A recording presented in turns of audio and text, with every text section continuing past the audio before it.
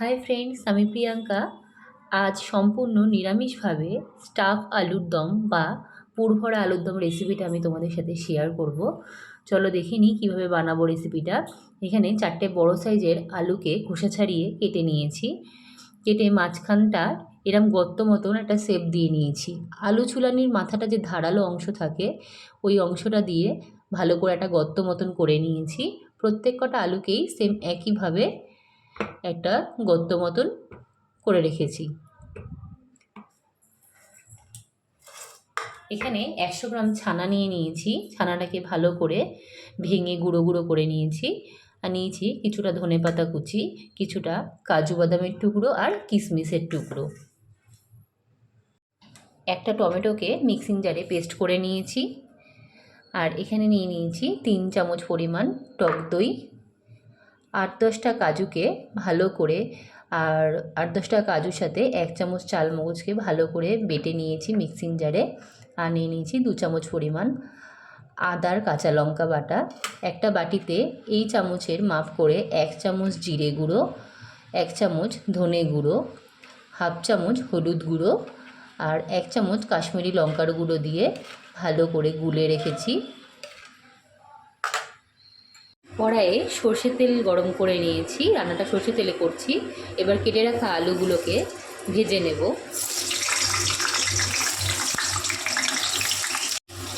সামান্য নুন আর হলুদ দিয়ে আলুগুলোকে হালকা লাল করে ভেজে নেব। আমি বড় সাইজের আলু ছিল বলে আলুগুলোকে দুটুকরো করে নিয়ে মাঝখানটা এরকম গর্তের মতন শেপ দিয়ে নিয়েছি। যদি মিডিয়াম সাইজ বা ছোটো সাইজের আলু হয় তাহলে গোটা গোটা আলু দিয়েও এই রেসিপিটা তৈরি করে নেওয়া যেতে পারে। আলুটা যতক্ষণ ভাজা হচ্ছে ততক্ষণ এই ভিতরের পুরটাকে রেডি করে নিচ্ছি। সামান্য নুন দিয়ে দিলাম, খুব কম পরিমাণে হলুদ গুঁড়ো দেবো। দিয়ে দেবো 1 চামচ পরিমাণ গরম মশলা, হাফ চামচ পরিমাণ আদা লঙ্কা বাটা। সমস্ত কিছুকে ভালো করে মেখে নেব।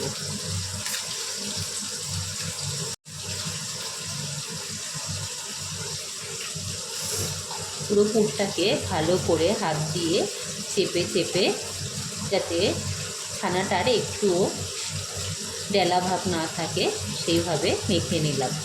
পুরটা আমাদের রেডি হয়ে গেছে। আলুগুলোকে বেশ ভালো রং ধরিয়ে লাল লাল করে ভেজে নিয়েছি, তুলে নেব। আলুটা তুলে নিয়েছি। ভাজা আলুটাকে সামান্য ঠান্ডা করে নিতে হবে, নাহলে পুরটা ভরতে খুবই অসুবিধা হয়ে যাবে। একটা প্লেটের মধ্যে একটা শুকনো লঙ্কা, একটা তেজপাতা, 3টে ছোটো এলাচ, 3টে লবঙ্গ আর 2 টুকরো দারচিনি নিয়ে নিয়েছি। হালকা করে ভেজে নেব। ফোড়নটা ভালো করে ভেজে নেওয়া হয়ে গেছে। এবার আদা আর কাঁচা লঙ্কার পেস্টটা দিয়ে দেবো এখানে।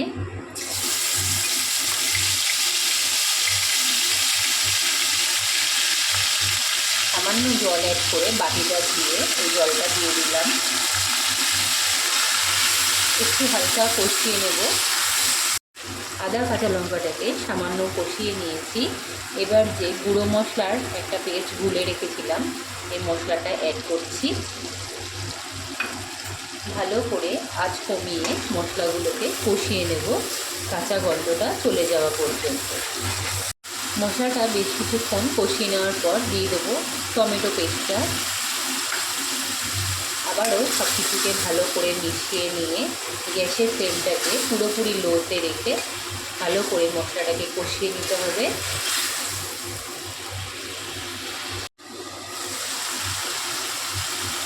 কড়াইয়ে ঢাকা চাপা দিয়ে বেশ অনেকটা সময় হাতে নিয়ে মশলাটাকে ভালো করে কষিয়ে নিয়েছি। এবার দিয়ে দেবো কাজু আর চালমগজের পেস্টটা। কাজু চালমগজের পেস্টটা দেওয়ার পর ভালো করে মিশিয়ে নিলাম। দিয়ে দেবো ফেটিয়ে রাখা 3 চামচ পরিমাণ টক দই। এই বাটিগুলোকে সামান্য জল দিয়ে ধুয়ে নিয়ে এই জলগুলো পরে অ্যাড করব। দই দেওয়ার পর কোনোরকমভাবেই গ্যাসের ফ্লেমটাকে বাড়ানো যাবে না। আবার লো ফ্লেমে রেখে মশলাটাকে ভালো করে কষিয়ে নেব। ওপর থেকে একটা ঢাকা চাপা দিয়ে দিচ্ছি।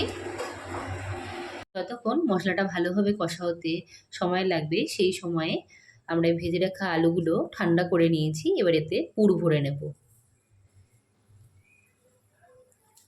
মেখে রাখা ছানার ব্যাটারটা থেকে কিছুটা মন্ড করে নিয়েছি। এবার ভেজে নেওয়া আলুগুলোর মধ্যে চেপে চেপে ভরে দেব।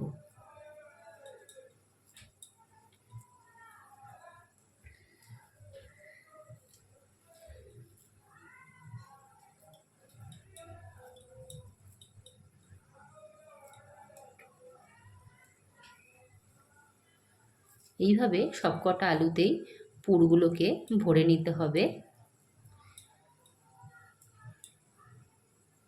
সবকটা আলুতে ভালো করে পুরগুলোকে ভরে নিয়েছি। কড়াইয়ের ঢাকাটা খুলে একবার দেখে নেব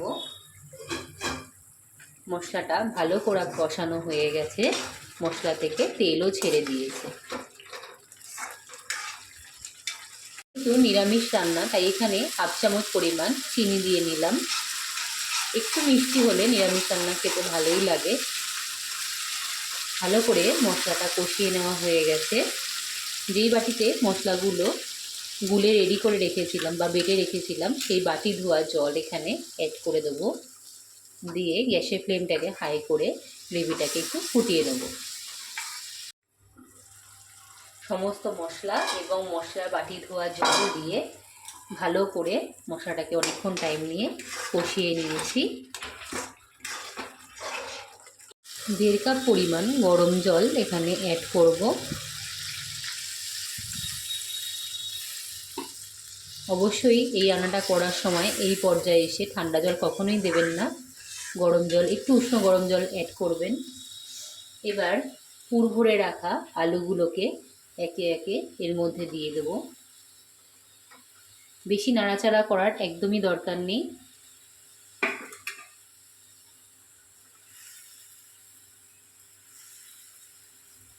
সবকটা পুর ভরা আলুকে আমি গ্রেভির মধ্যে দিয়ে দিলাম।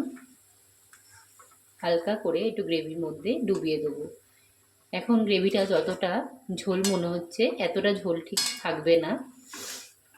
আলুটা সিদ্ধ হবে, সেখানেও কিছুটা জল টেনে নেবে এবং যেহেতু কাজু বাদাম দেওয়া আছে, গ্রেভিটা একটু ঘনও হয়ে যায়। এবার ঢাকা চাপা দিয়ে আলুটা পুরোপুরি সিদ্ধ হয়ে আসা পর্যন্ত রান্নাটাকে করে নেব।